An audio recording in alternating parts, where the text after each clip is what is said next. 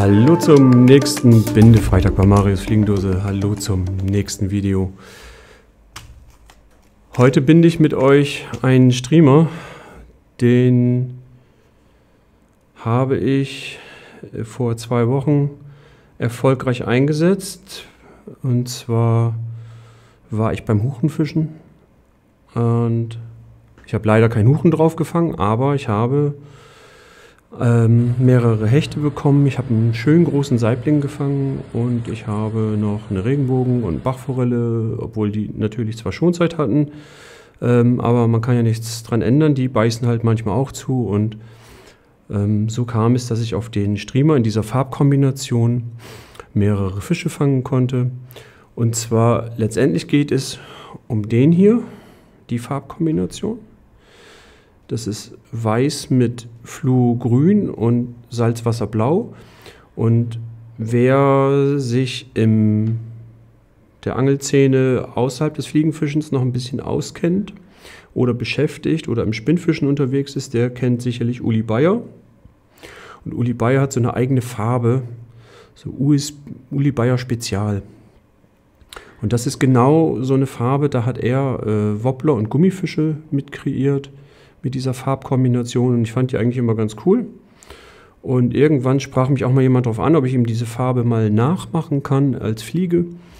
Und das hatte ich auch gemacht, aber habe dann gar nicht weiter irgendwie drauf reagiert oder das gar nicht gecheckt. Und dann hat mir diesen Huchentrip geplant und ich habe gedacht, ach, ich mache mir mal so ein Ding, wer weiß, vielleicht wenn das Wasser ein bisschen trübe ist oder so und vielleicht die natürlichen Farben nicht funktionieren, vielleicht geht ja mal diese Flu-Farbe ganz gut. Und da auch gleich, wenn ihr hier mit der UV-Lampe drauf geht, dann seht ihr auch, wie das Fluo-Grüne halt auch schön leuchtet. So, und dann zeige ich euch mal, wie diese Fliege funktioniert. Und ich mache die jetzt in dieser kleineren Variante, nicht in der großen. Also ich habe für die Huchen eine richtig große Fliege mit 23 cm Länge. Und dann habe ich noch ein paar kleinere gemacht, um einfach auch mal einen kleineren Köder anbieten zu können, der dann halt ca. 15 cm lang ist. So, und diese 15 cm Variante, die habe ich auf einen neuen Haken von Arex gebunden. Oder für mich, es gibt den jetzt schon ein bisschen länger am Markt, aber ich habe ihn jetzt neu im Shop. Und zwar ist das der Arex SA210, dieser Bob Clauser Signature Haken. Ein wirklich klasse Haken, sehr, sehr stabil, eine Salzwasserausführung. Und das hier ist die Größe 1,0. Und da werden vielleicht einige schon sagen, 1,0 und so für Huchen. Ich kann nur sagen, der Haken, der wird im Salzwasser eingesetzt und da werden riesige Fische im Salzwasser mitgefangen. Und wenn die das aushalten, dann halten die eigentlich auch jeden Salmoniden aus. Also da muss man sich nicht verrückt machen und sagen, ich brauche jetzt diesen riesen Monsterhaken. Klar, wenn ein 25 Kilo Fisch beißen sollte, dann vielleicht wird es eng, keine Ahnung, ich habe noch keinen gefangen, aber wenn im Salzwasser damit riesige Salzwasserfische gefangen werden und die haben alle deutlich mehr Power als unsere Salmoniden, dann sollte der eigentlich da auch halten. Und der ist wirklich, wirklich stabil und monsterscharf, also ein bombastisch guter Haken ist das. Als Faden verwende ich wie so oft einen Mono und den setze ich mal an, komme hier mit einer Grundwicklung nach hinten bis ungefähr zur Hakenspitze und schneide hier ab. Und dann wird die Grundwicklung mit ein bisschen Bindelack lackiert, um da eine schöne Bindung einzugehen. Die Fliege ähnelt vielen anderen Fliegen, die ich schon gemacht habe. Aber die Farbkombi habe ich halt noch nicht gemacht und ich möchte einfach unbedingt das mal zeigen, weil das für mich jetzt sehr, sehr gut funktioniert hat. Und ich blende euch ja hier auch mal 1, 2, 3 Fische ein, die ich gefangen habe. Und ich denke, da ist es schon wert, das mal auszuprobieren. Vielleicht ist das eine Farbe, die für uns Fliegenfischer total unterbewertet ist und sehr, sehr gut funktioniert. Für die Basis der Fliege verwende ich Kinky Fiber in Weiß. Und da schneide ich mir hier ein kleines Bündel runter. So. Und möchte dann mit dem Material die Fliegenlänge begrenzen Das heißt, ich taper mir das ein bisschen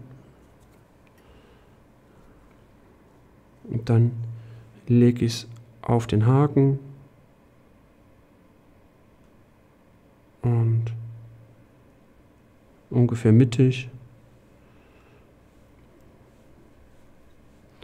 Mache hier auf so einer halben Zentimeter Länge ungefähr eine feste Wicklung, damit das Material nicht punktuell eingebunden wird, sondern auf einer Breite.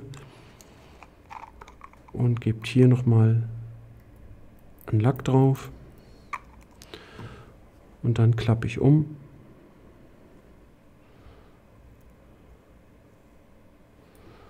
Und habe dann ungefähr nochmal die gleiche Länge, die nach hinten kommt und kommt dann mit dem Faden hier unten durch und mache vor dem Kinky Fiber direkt einige Stützwicklungen, wickelt gar nicht über dem Material drüber und habe dadurch so einen Hollow Tie, also so einen hohlen Körper, den ich damit forme und binde.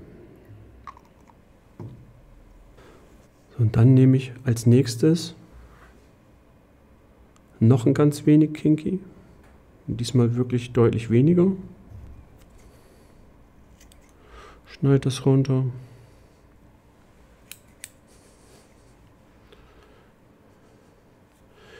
Und dieses Bündel, das nehme ich und halbiere mir das.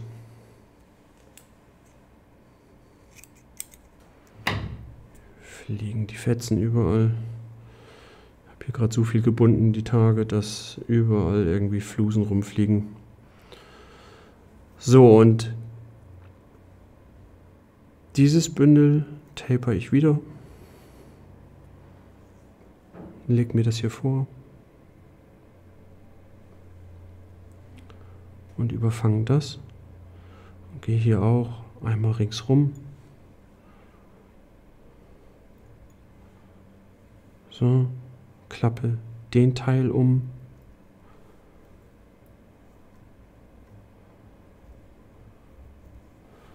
Auch wieder so abfangen in Form eines Hollow Ties. Also wieder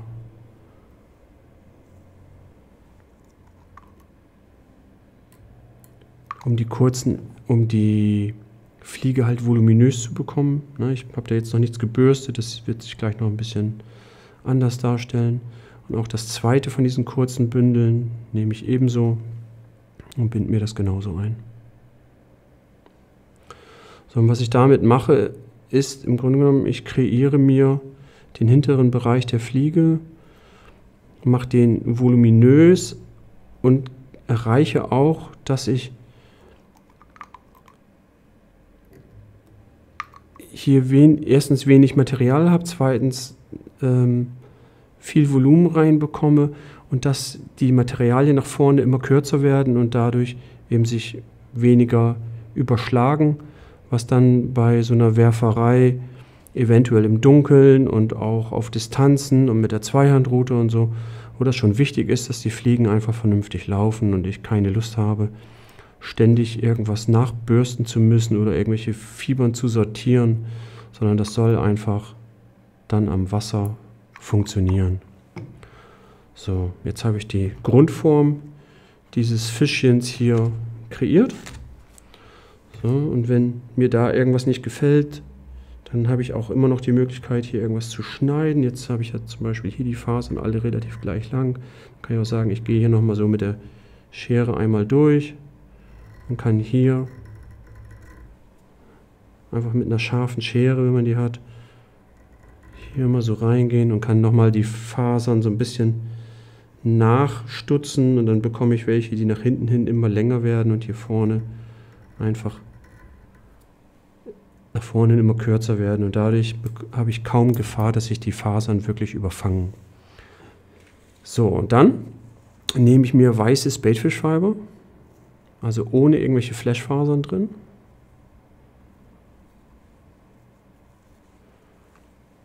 Davon gar nicht wirklich dickes Bündel, sondern es ist nicht viel. Nehme Dies tapert das auch wieder aus. So, leg mir das dann hier oben drauf. Gerade so nach hinten hin, dass das mit dem Kinky Fiber ungefähr abschließt. Sonst wird die Fliege insgesamt zu lang.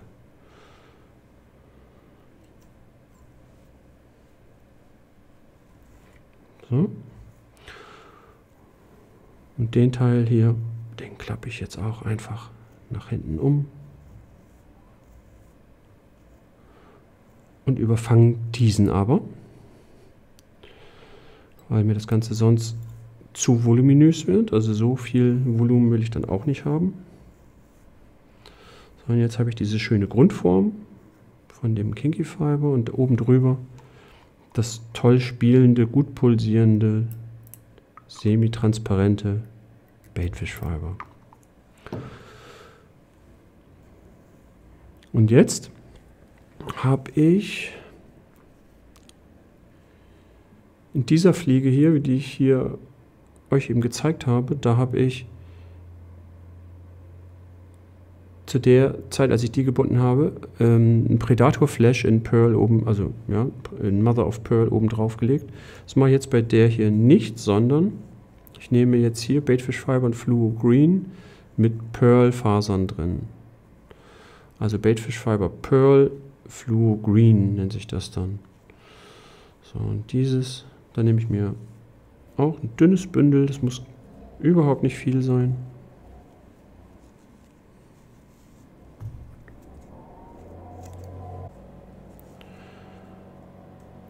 So, dieses Bündel hier, das nehme ich, habe das ausgetapert, lege es oben drauf auf meinem Material und binde das genau auf die Einbindestelle, die ich eben hatte von meinem weißen Baitfish Fiber. Und das mache ich, damit ich nicht noch weiter nach vorne komme, sondern dass ich einfach hinten bleibe und nicht so schnell diese Fliege nach vorne hin beende. Und dann nehme ich das Bündel und die kurzen Fasern hier und klappe die nach hinten und überfange die ganz genau so.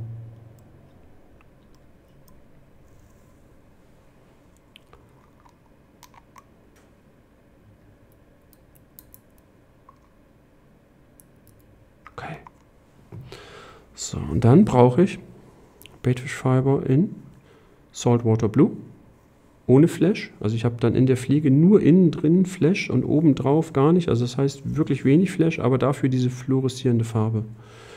Und das gefiel mir im Wasser unwahrscheinlich gut und ich habe mit der Fliege echt viele Bisse bekommen, also das muss ich wirklich sagen. Das war für mich die Fliege der Tour, habe damit eigentlich alles irgendwie, was ich an Stellen angefischt habe und wo irgendwie ein aktiver Fisch war, habe ich immer die Bisse auf diese Farbe bekommen. So, und das taper ich mir genauso aus, lege das oben drauf, überfange das Material und dann klappe ich den Teil hier nach hinten und so ein bisschen seitlich, dass das Grüne so ein bisschen verdeckt wird, aber noch durchleuchtet. Ich finde diese Farbkombination einfach schon so mega. Da muss ich einfach sagen, das ist richtig, richtig cool. So, und jetzt brauche ich noch einmal das Grüne.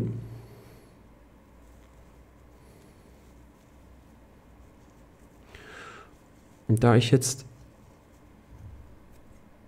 nehme jetzt ein ganz, ganz kleines Bündel, eigentlich weniger als ich bräuchte, wenn ich es in konventioneller Weise einbinden würde, aber da ich jetzt das Material nochmal doppelt lege, schneide es durch und jetzt habe ich ja nur die Hälfte der Länge und die taper ich jetzt nochmal, drehe mir die Fliege und lege mir das hier unten drunter, die längere Part nach hinten und den kürzeren nach vorne. Und dann binde ich das Baitfish Fiber hier direkt hinterm Öhr ab. So. Klappe das Ganze wieder um. Nehme mir dann nochmal Baitfish Fiber in Saltwater Blue Und dann mache ich genau das gleiche. Lege das doppelt und schneide es durch. Und dieses wird wieder getapert.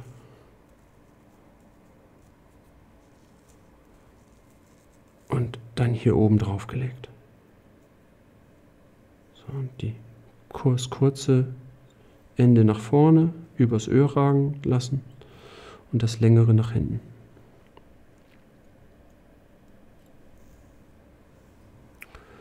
Und dann hier einen kräftigen Schluck Lack rein, dass sich das Baitfish Fiber mit dem Monogarn, mit dem Haken richtig schön verbindet. Und dann klappe ich den blauen Teil nach oben weg und schön seitlich um den Haken drumherum. Und den unteren Teil nach hinten weg. Und klappe den auch so hin, dass die Fasern hier schön mit dem blauen abschließen. Dann den Knotenbinder nehmen.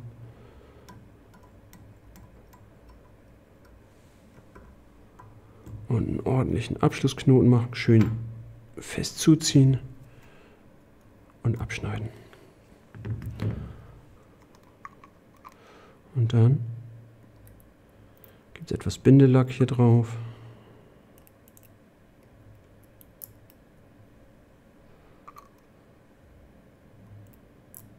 Also ruhig ordentlich, nicht ein bisschen, sondern ordentlich, weil das ist natürlich der Punkt, wo die Fliege am ehesten angegriffen wird von den Raubfischzähnen. Und dann nehme ich meine Bürste und am besten ist eigentlich, wenn ihr die Fliege auf den Tisch legt und dann auf dem Tisch liegend durchbürstet, weil hier drin passiert nämlich immer genau das Gleiche. Wenn man hier dran zieht und man kann den Bindestock so doll zumachen, wie man will, aber dadurch, dass der Hebel so ungeschickt ist für so eine Fliege, für so einen Bindestock, bewegt man fast jedes Mal den Haken.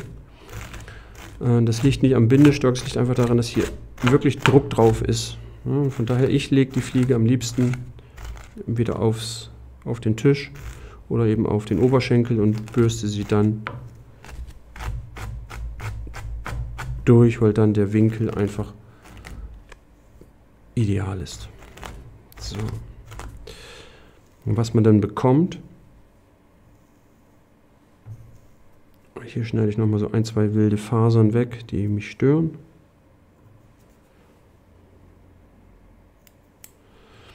Ist so eine wunderbar geformte Fliege. Also ich habe so diese richtig schöne Tropfenform. Ich habe einen Streamer, der hat Volumen, obwohl gar nicht viel Material drin ist. Und ich habe dieses blau-grün schimmernde mit dem Fluo-Material da drin, was so durchleuchtet. Und wie gesagt, keine Ahnung warum, aber der Streamer hier, der hat mir wirklich viele Bisse beschert. Und dann gibt es wieder meinen Spezialkleber. Und ich drehe mir immer die Fliege auf die Seite und gebe dann hier, wo der Haken sitzt, da gebe ich mir einen Boppel Kleber hin. Und nehmt hier nicht zu viel, weil ich nehme jetzt für die Fliegengröße hier 15 cm, nämlich tatsächlich nur 6 mm Augen. Ich möchte, dass da relativ wenig Gewicht reinkommt.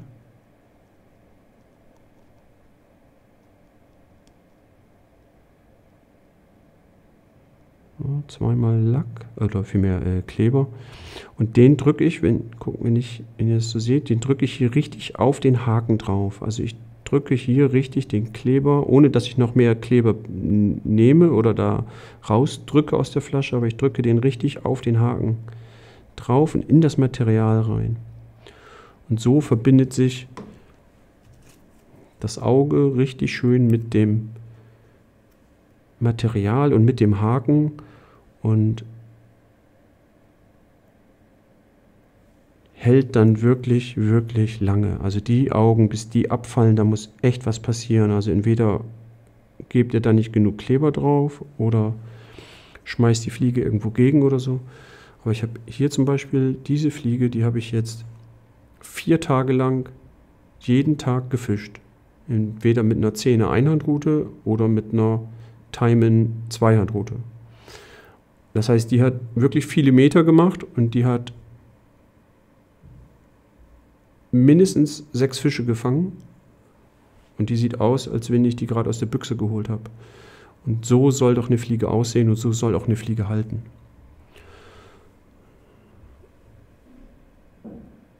So, und die Augen, die drücke ich so ein bisschen ran, dass die schön drin sitzen. Und dann ist der Huchen, Hecht, was auch immer Streamer, Salzwasserstreamer, da könnt ihr Striper mitfangen, Barracuda mitfangen, Mahi-Mahis mitfangen, alles Mögliche, was irgendwie im Salzwasser hungrig ist. In Norwegen Pollack, Seelachse, Dorsche, alles Wolfsbarsche an der Nordsee. Da ist wirklich alles mit möglich mit diesem Haken hier. Habt ihr eine super fängige Fliege, die sehr, sehr lange hält und einfach zu binden ist. So, und dann wünsche ich euch noch einen schönen Freitag, ein schönes Wochenende. Vielen Dank fürs Reinschauen. Bis zum nächsten Bindefreitag. Euer Mario.